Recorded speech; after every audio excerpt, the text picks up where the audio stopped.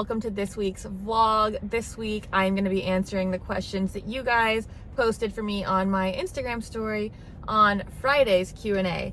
I just picked up my Starbucks. I'm heading up the road about 10 minutes to the beach for a beach walk, so thought this was a great time to answer the questions, and I'm going to answer them once I get there.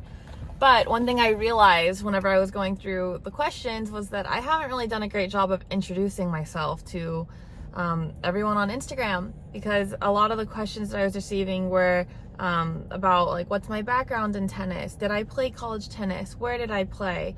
So I realized I haven't really introduced myself properly as a player or a coach. So I'm going to be doing a lot of that today. Let's get to it.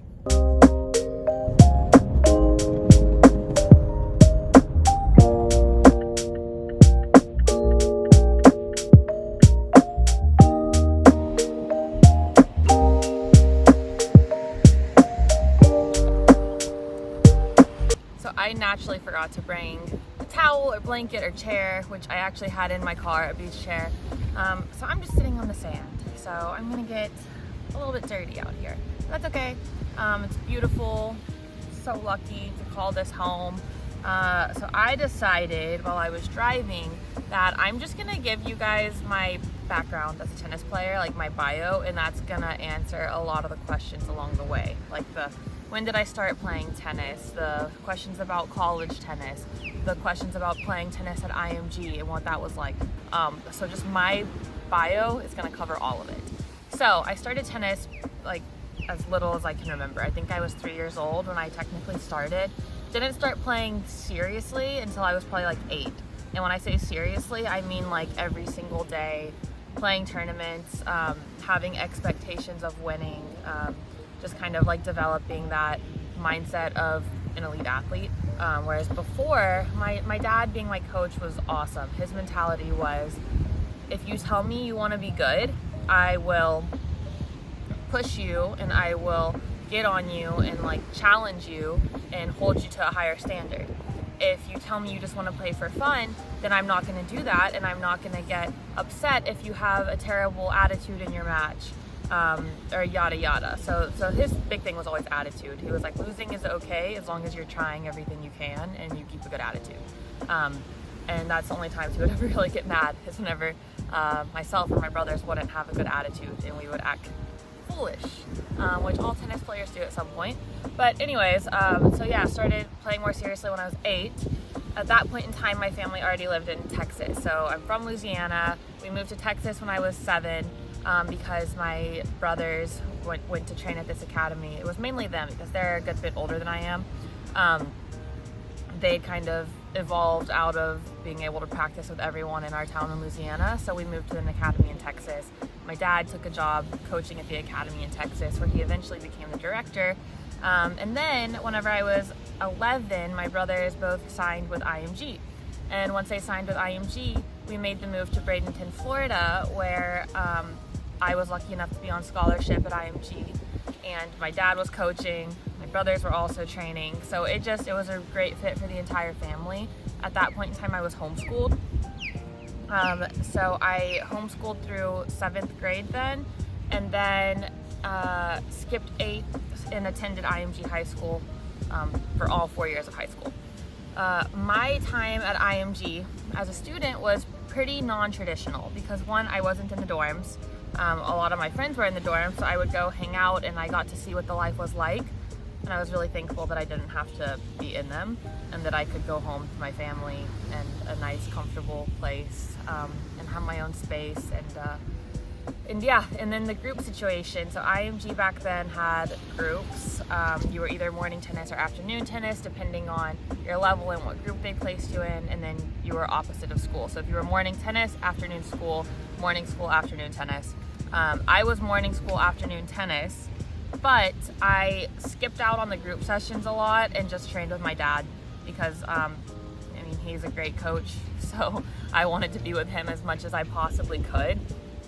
And a lot of the times, and this isn't just IMG, this is all really big academies,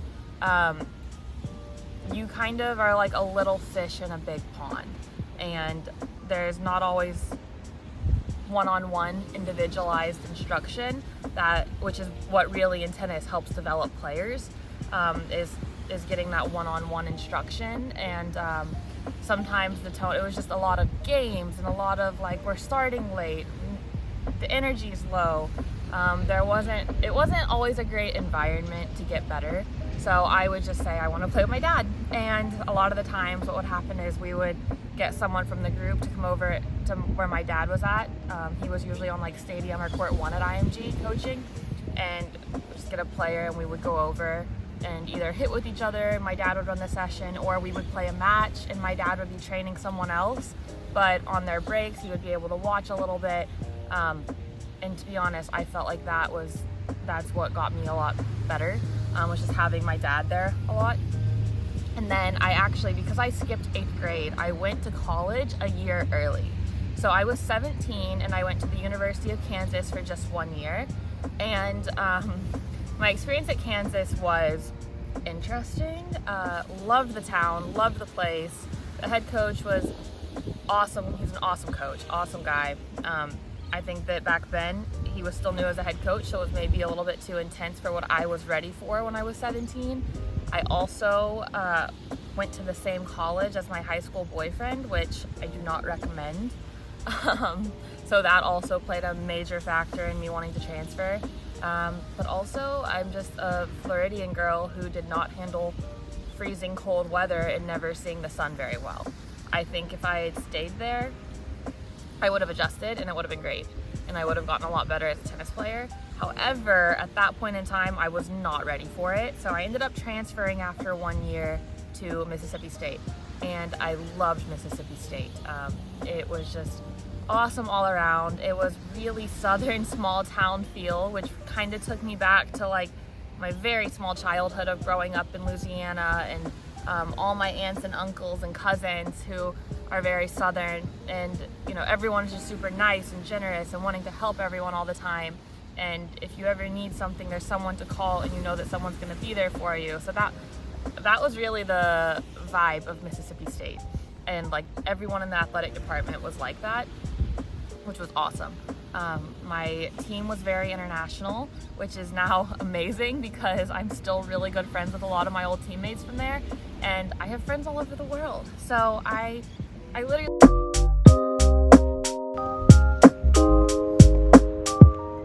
All right, my friend left, her dad left, so now it's just me back picking up where I left off. I was rambling about getting to go see my friend in London soon, which I'm really excited about, yes, but I'll get back to the actual tennis component of this. One of the questions was about what it was like competing in the SEC, and so I'd love to talk more about that, because whenever I was in college, the SEC women's tennis was super, super dominant. So we had like Vanderbilt, Florida, and Georgia, which I think were all three consistently top 5 teams. And then on top of that, you had like the Kentucky, the LSU, Ole Miss, I think even got top 5 at one point in time. But pretty much almost all the teams were consistently top 25. So you never had an easy match. So team-wise, that was always a challenge, but it was a challenge that, you know, it's like once you go through something together, you actually get even closer and it makes you bond more. It was challenging and it made us bond more as a team. Just, you know, we have one tough match, whatever direction it goes, we know that 2 days later, we have another really tough match. For me personally, it was great my sophomore year because I was playing awesome tennis, and so it gave me a ton of confidence. At the end of season, I was playing number 3 and I won my last 7 straight matches. So I got super, super high. Like, I was playing awesome, loved tennis as much as I ever loved it whenever that was happening. But then, for example, my senior year, I was playing with a hurt hamstring. I had a hamstring strain, and so I wasn't able to play and compete how I wanted to, and I was playing at the number 1 position. So that's already a challenge even if you're healthy, but when you're hurt, it's even more challenging, and it just killed my confidence. So it was like I would play one top 5 opponent and then 2 days later turn around and play another top 5 opponent, not competing how I want to compete. And you know, on one hand, it's a great opportunity. Every 2 days you're getting someone who's a top ranked player in college tennis. But at the same time, I was someone who really wanted to like lead by example for the team and just kind of be a leader in that regard. and I felt like I was letting my team down if I wasn't winning and wasn't performing my best. So that was actually very tough. But overall, in terms of development, I would 100% recommend playing for the SEC, or now even the ACC has become a lot more dominant. And now that the ACC is getting, I think, Stanford and SMU and maybe Cal, don't quote me on that one, maybe Cal, maybe not. I would definitely recommend playing for the ACC because you're getting really great competition no matter what position you play in. So yeah, developmentally, I would 100% recommend it. I feel like I could make an entire week, 7 days in a row worth of vlogs about just my injuries and all that stuff that I've dealt with during and after college. So I'm not going to go into all the details, but I will say after college my plan was always to play professional tennis, but ended up needing a second knee surgery, so I decided to start coaching. And that's whenever I took a job coaching at Santa Clara University. I was the grad assistant. However, there was not another assistant, so I was the full assistant who did recruiting and ran some practices, pretty much regular assistant duties. So I did that for 2 seasons. It was during COVID, so it was a bit tricky and different, but I absolutely loved it.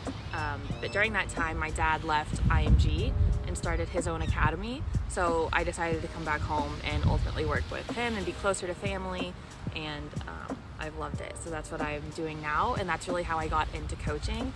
I've been trying to get back to playing, but still pretty consistently dealing with a bunch of injuries.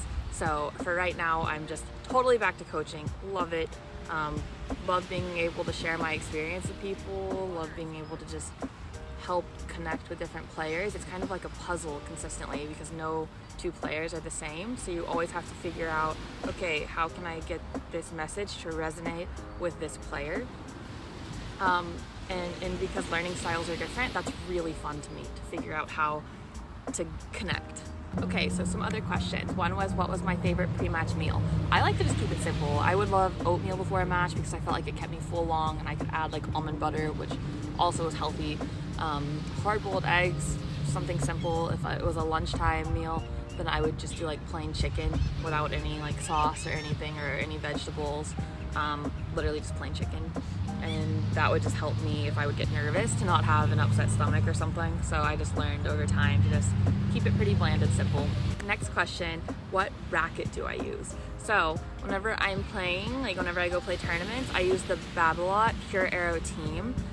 This is a really powerful racket, and I'm naturally a really powerful player, so it's not really the racket that would be suggested for me or my game style. However, I'm really prone to injuries in my wrist, my elbow, my shoulder, so that's why I use this racket, because it's not so stiff and it allows me to compete without getting injured as much. However, my favorite racket that I've actually ever played with is the Wilson Blade. I love how this racket plays. I have never played such good tennis as whenever I play with this racket, but it does cause my wrist to hurt, so that's why I don't consistently use it, and I actually had to switch because of that a few months ago. But whenever I coach and I'm not playing at such an intense high level, I do like to use it sometimes. I also love the Wilson Shift. One, it's the prettiest racket, but second, it plays really well. I feel like it suits a lot of different game styles. So whether you're a power player or you're defensive and just a baseliner, then this racket can really suit your game style. Another question was, what are my thoughts on the schools that are being added to the ACC, which I actually already touched on. So I think a lot of the rest of the questions I somehow answered along the way through this. So I'm gonna go continue walking the beach and finishing my coffee. So if you guys made it this far, thanks a lot for listening. I'm gonna be doing more Q&As on my stories. The next one won't be a vlog, but I will do more day in my life, week in my life type stuff for the vlogs coming up. So stay tuned for that and enjoy the rest of your week.